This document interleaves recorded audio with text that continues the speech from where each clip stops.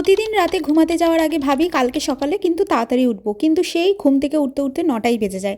যবে থেকে পড়ানো স্টপ হয়েছে সকালবেলার শিডিউলটা এতটাই বিগড়ে গেছে যে আমি সকালবেলা তাড়াতাড়ি ঘুম থেকে উঠতেই পারছি না। তো আজকেও 9টা বেজে গেছে, তো আমি উঠে তাড়াতাড়ি করে সব কিছু গুছিয়ে নিলাম, তারপর আমি ফ্রেশ হয়ে স্কিন কেয়ারটা করে নিলাম। আজকে আমার অনেক কাজ আছে, কারণ আজকে বাড়িতে কেউ থাকবে না, তাই সমস্ত কাজ কিন্তু আমাকেই করতে হবে। তাই ঘুম থেকে উঠে আগে আমি জলটা খেয়ে নিলাম, আর তারপরে হচ্ছে গিয়ে প্রত্যেক দিন সকাল সন্ধ্যা 3 বেলা আসবে, তো খাওয়ার টাইমে এসে খেয়ে যায়, তো ওকে খাবারটা দিয়ে দিলাম। আর এদিকে আমি আমার ড্রিঙ্কটা বানিয়ে নিলাম, যেটা আমি প্রত্যেক দিন খাই। তো প্রত্যেক দিন কিন্তু সেম ইনগ্রিডিয়েন্টস আমি দিই না, এক এক দিন এক একটা দিয়ে থাকি। তো ওদিকে আমি ভাতটাও বসিয়ে দিলাম, কাল রাতে যেহেতু ডিনারটা স্কিপ করেছি তাই সকাল সকাল ভীষণই খিদে পেয়ে গেছে। তো এদিকে সকাল সকাল তাড়াতাড়ি খেয়ে নিলাম বেগুন পোড়া দিয়ে। আর তারপর এদিকে দুপুরে রান্নার প্রিপারেশন চালু করে দিয়েছি। তো আজকে এত কিছু রান্না তোমাদের দেখাচ্ছি বলে তোমরা এটা ভেবো না যে রোজ রোজ আমি রান্না করি বা রোজ রোজ তোমাদের এত সুন্দর সুন্দর ব্লগ দিতে পারবো।